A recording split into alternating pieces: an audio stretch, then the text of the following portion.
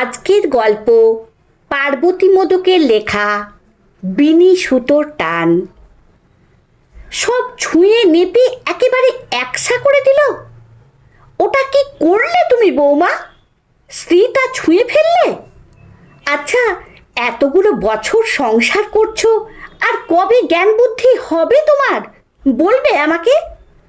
বিয়ের কাজে স্ত্রী হচ্ছে সবচেয়ে মঙ্গল চিহ্ন, আর ওটাই তোমাকে হাতে করে সরাতে হলো? বিধবা মানুষ বিয়ের জিনিসে হাত দিতে নেই, তুমি জানো না? আমি থতমত খেয়ে সরে গেলাম দেখে পাশ থেকে আমার মা ব্যাপারটা সামলে দেওয়ার জন্য বলল, তুই এখানে ঘুরঘুর করছিস কেন সেটাই তো বুঝতে পারছি না। তোকে এখানে তো কোনো দরকার হবে না। তুই বরং রান্নার ওই দিকটায় দেখ একটু। গায়ে হলুদ নিয়ে ওদের বেরোনোর সময় হয়ে গেল। লুচি তরকারিগুলো রেডি কর এবার। ওরা বেরিয়ে গেলেই সবাইকে হাতে হাতে জলখাবারটা দিয়ে দিবি। আমি সঙ্গে সঙ্গে রান্নাঘরে চলে এলাম। পোড়া চোখে জলও আসে না আর আজকাল। এ বাড়িতে এসেছি প্রায় 1 যুগ হতে চলল। মাধ্যমিক দেওয়ার পর একরকম বাধ্য হয়ে বিয়ে দিয়ে দিল বাবা মা। বাবা একটা দোকানে কাজ করত, মা দুটো বাড়িতে রান্না করত। গ্রামে বাড়ি, গরিবের ঘর। 9-এ উঠতে না উঠতেই মা উঠে পড়ে লাগলো একটা সচ্ছল পরিবারে বিয়ে দেওয়ার, যাতে অভাবের সংসারে বড় হওয়া মেয়েটাকে মোটা ভাত মোটা কাপড়ের জন্য বাকি জীবনটা কষ্ট করতে না হয়। বাবুদের বাড়ির পরিচিতি সূত্রে একটা ভালো সম্বন্ধও পেয়ে গেল। বাবা নেই, মা আর 2 ছেলের সংসার। বড় ছেলে শহরে বড় স্টেশনারি দোকান।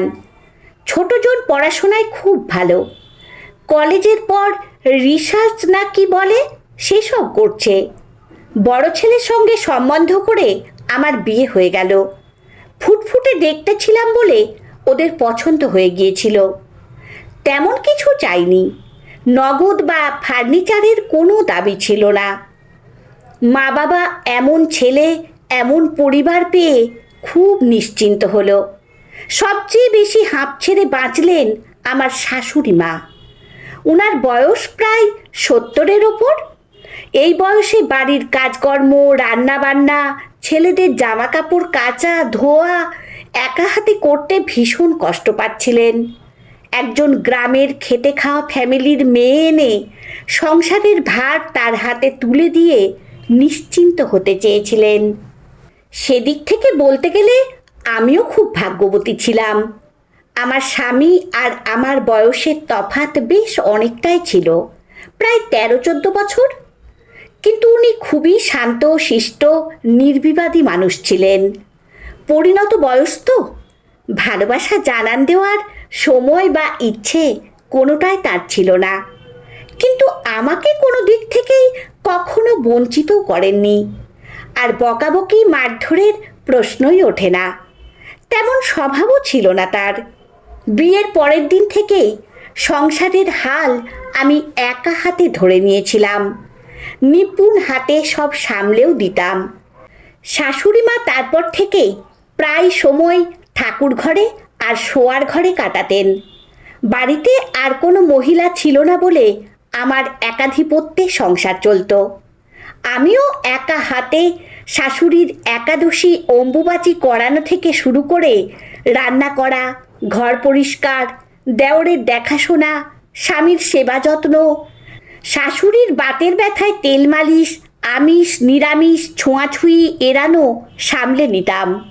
খুব আনন্দে আর নিশ্চিন্তে ছিলাম। মা বাবাকে ধন্যবাদ দিতাম এরকম একটা বাড়িতে আমাকে দেখে শুনে বিয়ে দেওয়ার জন্য। কিন্তু ওই যে কথাই বলে, তুমি যাও বঙ্গে তোমার কপাল যায় সঙ্গে।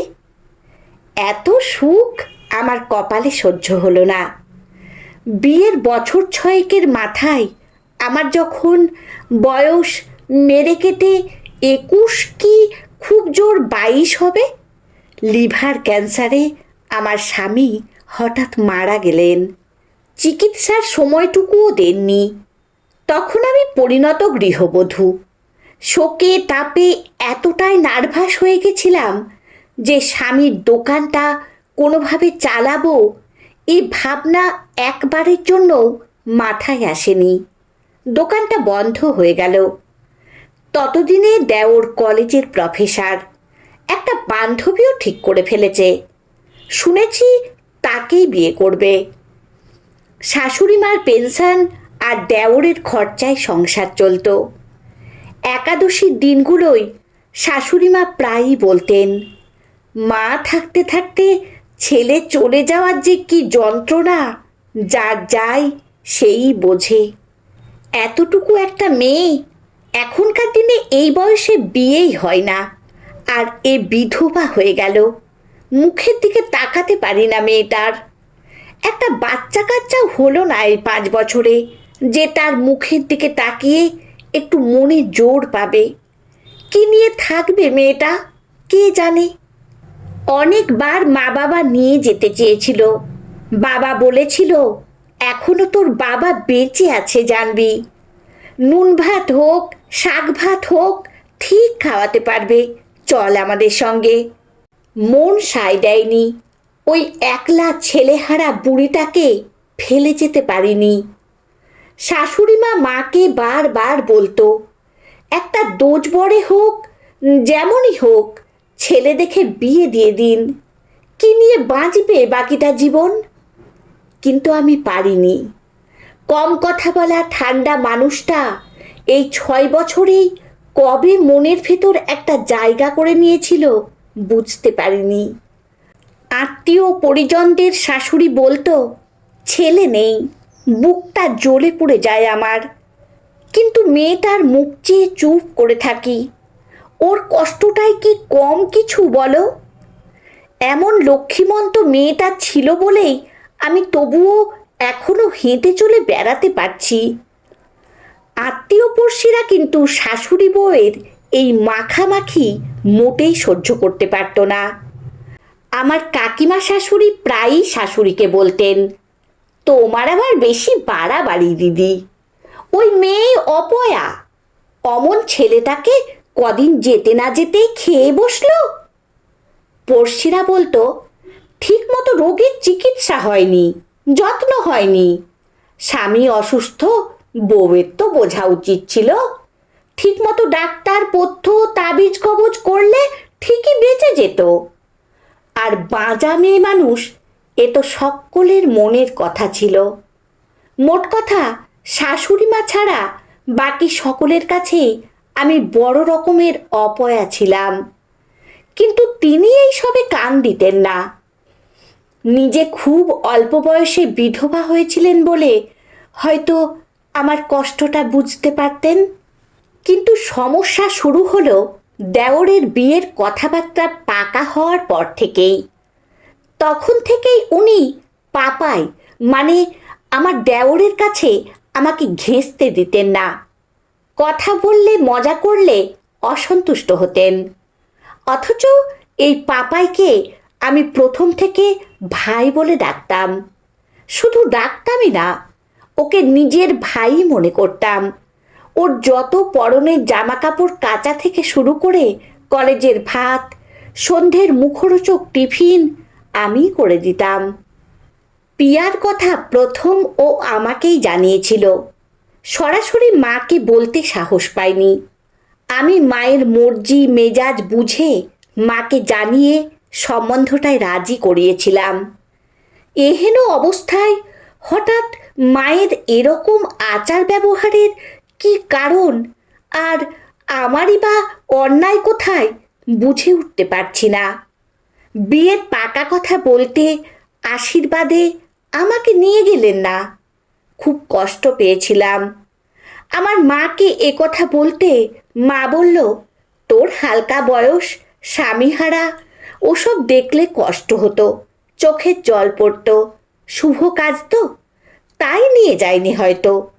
ভালোই হয়েছে, তোর বুকটা জ্বলে পড়ে যেত। আমি বুঝে পাই না ভাইয়ের বিয়ের কাজে আমার কেন চোখের জল পড়বে, আমি কেন ক্ষতি চাইব। যাই হোক, এরপর বিয়ের কেনাকাটা করতে পাপাই আমাকে নিয়ে যেতে চেয়েছিল, কিন্তু সেখানেও শাশুড়ি মা নিষেধ করলেন। আজ দধিমঙ্গল থেকে শুরু করে এই গায়ে হলুদের আগে পর্যন্ত আমাকে সামনে আসতেই দেওয়া হয়নি। এইসব নানান কথা মনে পড়ছে। এমন সময় হঠাৎ আমার মামাতো যা রান্নাঘরে ঢুকলো, বলল, ও দিদি, আমাকে চটপট দুটো লুচি দাও তো, খেয়ে গায়ে হলুদের কাজে লাগবো। পরপর গায়ে হলুদ, স্নান করানো, জল সইতে যাওয়া, অনেক কাজ, একটু কিছু খেয়ে নিই। আমি এক্ষুনি দিচ্ছি বলে একটা প্লেটে দুটো লুচি, তরকারি আর দুটো মিষ্টি দিলাম। ও খেতে খেতে বলল, আমরা ওরা ওদিকে ব্যস্ত থাকলে তুমি খেয়ে নিও তখন। তোমার তো আবার এসবের বালাই নেই, খাও দাও, ঘোরো বেড়াও, এনজয় করো, আর কি।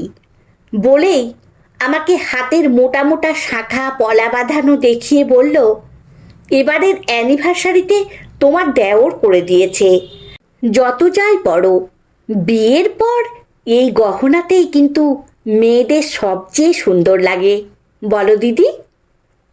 মা ঠিকই বলেছিল। এবার আমার বুকটা সত্যিই জ্বলছে, কিন্তু সত্যি বলছি, হিংসা হচ্ছে না, অদ্ভুত একটা হাহাকার হচ্ছে।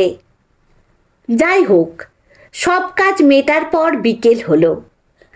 আমি আর একবারও রান্নাঘর আর নিজের ঘর ছেড়ে বিয়ের ওদিকে যাইনি। সন্ধ্যায় পাপাই বেরোনোর সময় মায়ের পর আমাকে প্রণাম করতে এলে কাকি শাশুড়ি বললেন, এই হয়েছে এখনকার ছেলেরা সব, মঙ্গল অমঙ্গল জ্ঞান নেই, বিধবা বাঁজা মেয়ে মানুষ, ওর আবার আশীর্বাদ কি? তোর এই সাজ দেখে ফোঁস করে যে নিঃশ্বাস পড়ল, ওতেই না হায়া লেগে যায়। আমার শাশুড়ি মা শুনেই আমাকে ধমকে বললেন, নিজের ঘরে গিয়ে থাকো, শুভ কাজে বেরোনোর সময় এখানে দৌড়াটকে না থাকলে নয়। আমি ছুটে নিজের ঘরে চলে গেলাম। এতদিন দুহাতে ধরে রাখা সংসারটার কাছে আমি আজ এত ক্ষতিকর, এত অপয়া হয়ে গেলাম। আজ বহুদিন পর অঝরে কাঁদতে লাগলাম। সারা দিনের ক্লান্তিতে চোখটা লেগে গিয়েছিল। রাত 9টা হবে তখন। মায়ের রাতের খাবারটা ঘরে দিতে গিয়ে শুনতে পেলাম মাসি শাশুড়িরা মাকে বোঝাচ্ছে, এতদিন একা ছিল একরকম, এখন ছোটজন আসছে, সব রাস বড়োর হাতে ছেড়ে দিলে কিন্তু অশান্তি হবে। পিয়া শিক্ষিতা, চাকরি করে, ও বড় বউয়ের খবরদারি সহ্য করবে না কিন্তু। বড় ছেলেকে তো হারিয়েছ, ছোট ছেলেও অশান্তির ঠেলায় আলাদা হয়ে গেলে তখন কি হবে? আর যতই হোক কাঁচা বয়সে বিধবা, ওদের নতুন নতুন স্বামী স্ত্রীর সংসার মেলামেশা দেখে ওর একটা হায়া লাগবেই। তুমি একটু কঠিন হয়ে রাস সামলাও। আমি আর সহ্য করতে পারলাম না। দৌড়ে শাশুড়ি মায়ের কাছে গিয়ে জড়িয়ে ধরে বললাম, মাগো, 12টা বছর তো এই সংসারে সব ঢেলে দিয়েছি।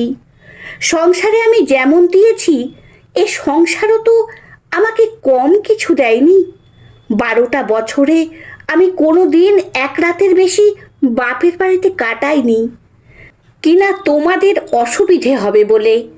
এই বাড়িটা ছাড়া আমার আর কি আছে বলো? আজ তো তোমাদের আর শ্বশুর ঘরের লোক নয়, নিজের মনে হয়। নিজের মা, নিজের ভাইয়ের আনন্দের দিনে কেউ চোখের জল ফেলে? শুভ কাজে আজ আমার শাপ লাগবে? আমি মুখ বুজে তোমাদের এতদিন সেবা করে গেলাম, সংসার আগলালাম, তোমাদের সুখ দুঃখ শোকে তাপে পাশে থাকলাম, আর এই আমি আজ সেই সংসারে ক্ষতি চাইব? শাশুড়ি অপ্রস্তুত হয়ে বললেন, মারে, তোকে যে নিজের মেয়ের চেয়েও বেশি ভালোবেসেছি, স্নেহ করেছি, কিন্তু যতই হোক আমি তো মা। চারপাশে সবার কথায় আমার যেন কেমন ভয় হয়ে গেছিল। তার মধ্যে পিয়ার মা বাবাও সেদিন ফোন করে। সব সময় ভয় হয়, কি জানি এই ছেলেও আমার থেকে দূরে হয়ে যাবে না তো? আমি বললাম, আমি মা না হতে পারি, কারোর সন্তান তো বটে। মায়ের থেকে সন্তান দূরে চলে যাক, এটা কখনো চাইতে পারি কি? তুমি এতদিনে এই চিনলে আমায়? আর মা মেয়ের সম্পর্কে বাইরের লোকজন কি কখনো ফাটল ধরাতে পারে? সে সুযোগ যদি দাও, তাহলে সংসারে আমার জন্য নয়, তৃতীয় ব্যক্তির জন্য অশান্তি হবে। সংসারে কখনো তৃতীয় ব্যক্তিকে মতামত দেওয়ার সুযোগ দিতে নেই। শাশুড়ি মা তখন বিছানা থেকে নেমে আলমারি খুলে একটা দুধে আলতা জামদানি বের করে বললেন, কাল পাপায় আর পিয়াকে তুই বরণ করবি, এটা পরে আর সেজে গুজে। এভাবে তোকে দেখতে আমার ভালো লাগে না। আমি এটা আগে থেকে ভেবে কিনে রেখেছিলাম, কিন্তু মাঝখানে সবার কথা শুনে কি যে মরণ দশা হলো আমার, যে তোর সঙ্গে ওরকম ব্যবহার করে ফেলেছি। বড্ড কষ্ট দিয়েছি রে মেয়ে তোকে। ওসব মনে রাখিস না। আর হ্যাঁ, বিয়ের ঝামেলাটা মিটে গেলে আমি আবার তোকে পড়াবো। মেয়েদের নিজের পায়ে দাঁড়ানোটা খুব দরকার। আমি যতদিন বেঁচে আছি না হয় চালালাম, আমার কিছু হয়ে গেলে তোর কি হবে? আর যাই করিস নাই করিস, পড়াশোনা করে নিজের জায়গাটা তৈরি করে ফেল, না হলে কেউ তোর কোনো দাম দেবে না রে। একটু থেমে বললেন, বাড়িতে আমরা তো মোট 4টে প্রাণী, আর যে কটা দিন আছি মিলেমিশে আনন্দ করে থাকব। তোর যখন মনে কষ্ট হবে, পিয়াকে হোক আমাকে হোক, খোলা মনে বলবি। আমাকে শাশুড়ি নয়, তোর বন্ধু মনে করবি। কারণ আমি যেমন নারিকাটার ধন হারিয়েছি, তুইও তোর সবচেয়ে কাছের মানুষটাকে হারিয়েছিস। সেদিক থেকে এ সংসারে তোর আর আমার কষ্টটা একই। ততক্ষণে সব দুটো শাশুড়িদের মুখে কুলুপ আর চোখে আগুন। কড়া ডোজের ওষুধ পড়েছে বুঝতে পেরে মনে মনে বেশ আনন্দ হলো। চোখের জল মুছে ধরা গলায় বললাম, বড্ড ভালোবাসি।